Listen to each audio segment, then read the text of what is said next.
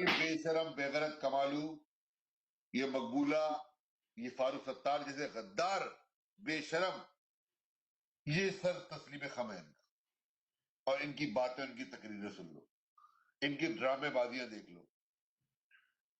اور یہ انہوں نے 20 سال، اب یہ تو خدا ہی جانے کون جیتا ہے تیرے ظلم کے سر ہونے تک، لیکن جس قلم سے ان بے شرم حکمرانوں نے اس کوٹا سسٹم کے قانون کو توسیع 20 سال کی توسیع دینے کے لیے دستخط کیا، یہ میرے الفاظ آپ لکھ لیں، یہ پاکستان کے نظریاتی وجود کو ختم کرنے کے لیے اور پاکستان کے جو بظاہر وجود کو ختم کرنے کے لیے وہ جو دڑاڑ ہے نا، دڑاڑ پاکستان میں قومیتوں کی، ناانصافیوں کی، تعصب کی، عصبیت کی، اس کو جس قلم سے انہوں نے دستخط کیا اس کو انہوں نے اور گہرا کر دیا.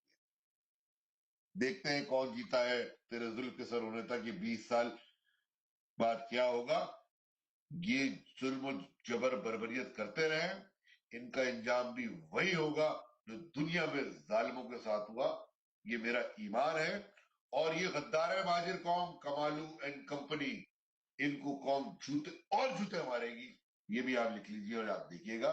اور انشاءاللہ قائد تحریک الطاف حسین بھائی کی رہبری اور رہنمائی اور سربراہی میں یہ مہاجر قوم اور تمام مظلوم قومیں ایک دن حقیقی آزادی اور اپنے حقوق کے حصول کا سورج ضرور دیکھیں گی.